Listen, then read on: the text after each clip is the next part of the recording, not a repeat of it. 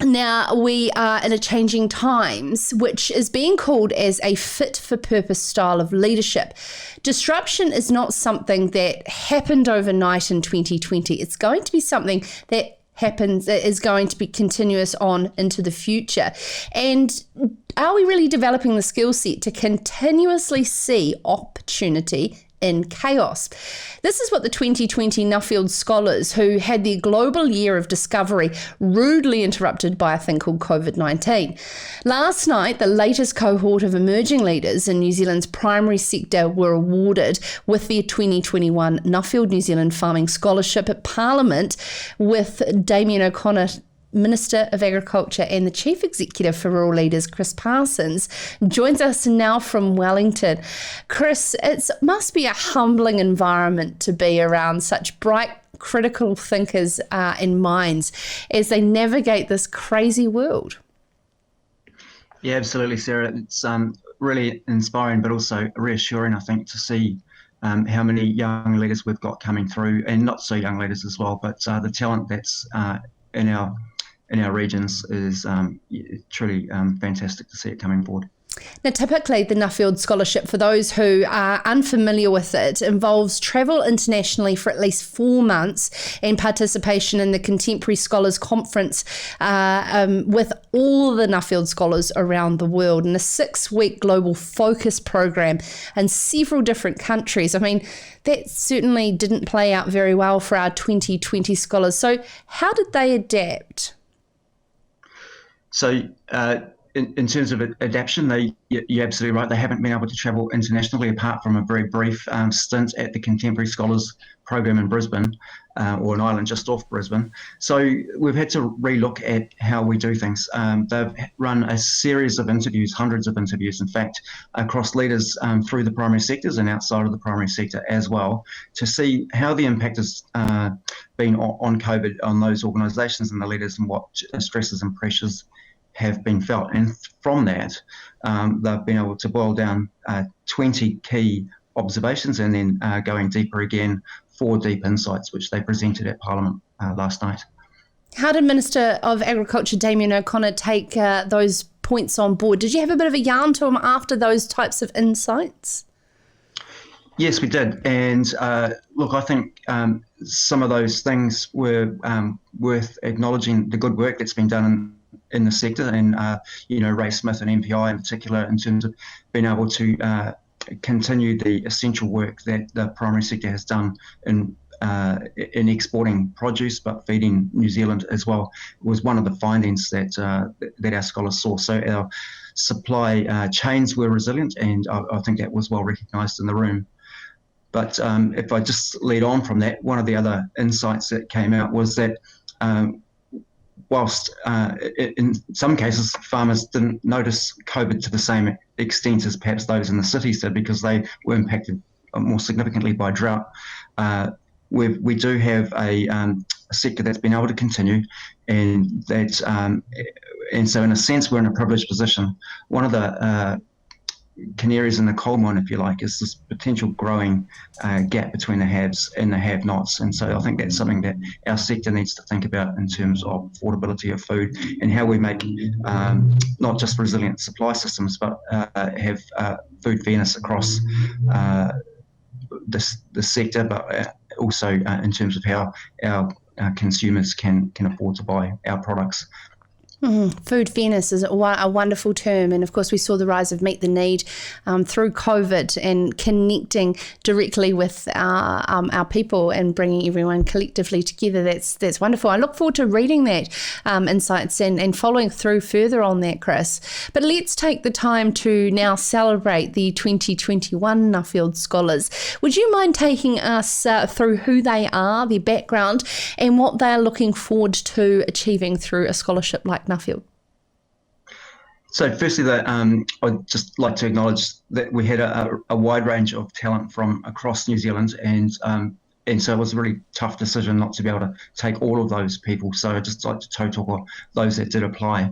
The 5 that we were able to select range from the far north to the deep south. In fact, if you went any further south than Curio Bay, you'd probably fall off the bottom of New Zealand. So they come from dairy, red meat, arable, and the dairy industry as well, and have a wide range of interests. So from the north, we have Daniel Webb, who comes from a red meat background. He's also a communicator and has an entrepreneur, and has, and you'd probably be well familiar with him, Sarah. He has Dirt Road Comms, and he's really interested in this sort of social contract and the how we connect up the conscious consumer and the urban New Zealander with the rural sector as well. And so Open Farms has been one of his initiatives. So he's from the far north. Coming down the country, we have Ben Anderson from the central North Island, and he's a red meat deer farmer, Velvet. He's really interested in the opportunities that come from climate change and how potentially we can turn that challenge into an opportunity and make some money out of it as well, potentially. So what's the new ideas? How can we reconsider that problem? Also from the Manawatu is David Ebb, who is again is in the red meat side of things, and he's really interested in regenerative farming and using his farm at Fordell as almost like a laboratory to see how we can get both an economic model and a regenerative model working together for the good of our kids. He comes from an interesting background. He has a tech background. He's just recently come home from San Francisco. He is a Kellogg alumni as well, and he was traveling from San Francisco to come to the Kellogg's program. And then in the South Island, we have Lindsay Stratford, who's from the Deep South, dairy farmer, looking at safety, health, and getting people home safe and well as well. And so how can we learn from outside of the sector to really change the risk profile on farms?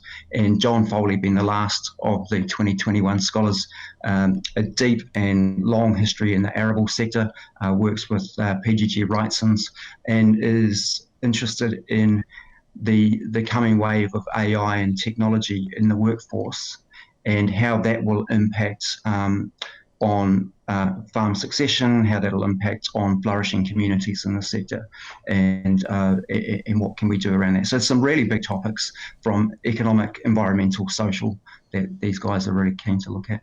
And it's not just their research topics that they get to look into. It's also around learning different types of leadership styles. And as you have described to me, fit for purpose, how do we prepare our future leaders to basically be agile?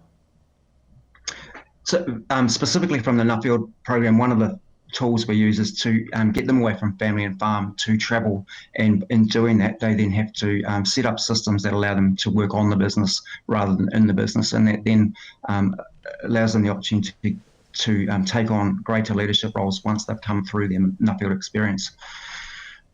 But I guess one of the challenges in a COVID environment is that the system has been disrupted, and so leaders need to be able to make decisions where they're not in command of all the detail anymore. So being comfortable in that sort of slightly more chaotic environment is something that we try and institute through our various programs to allow people to grow into that skill set before they're required to do it on the workplace. And now Lindy Nelson mentioned in a comment on a show when Julia Jones was speaking about leadership, is that it's no longer just about positional leadership in our industry, is it? No, well, leadership in its truest sense is just about influence, and anybody can do that. I guess what we try and do in Rural Leaders, and I would acknowledge Agri-Women's Development Trust in this as well, is take people's innate talent, add some tips and tricks, some skills to that, and then and through that then allow them to grow into their highest potential.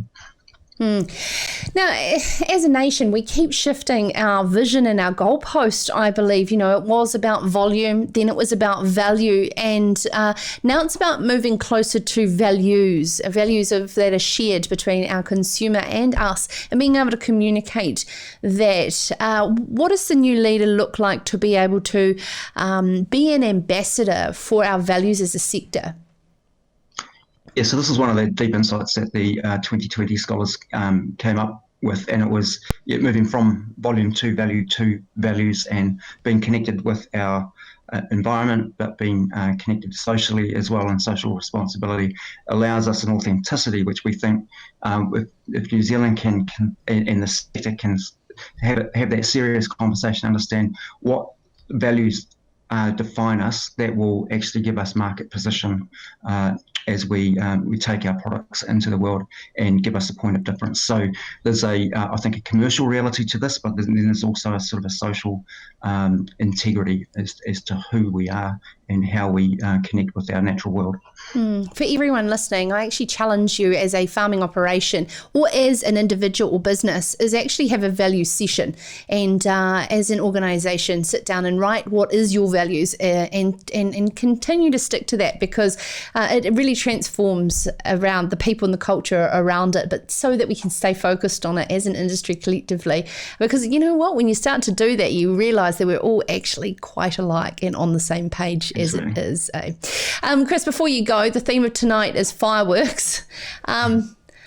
Friend or foe? Coming from a military background, I've had a little bit to do with fireworks. But look, I think we need to be pretty careful about fireworks, particularly around animals and kids. So I think there's, I'll probably lean more in favour of having public displays rather than a cacophony of private displays around people's paddocks and around their animals. No, it looks like this government don't really need to do a referendum, so to speak, on fireworks bans, because I think that's been a public shift over a period of time. This is Sarah's Country.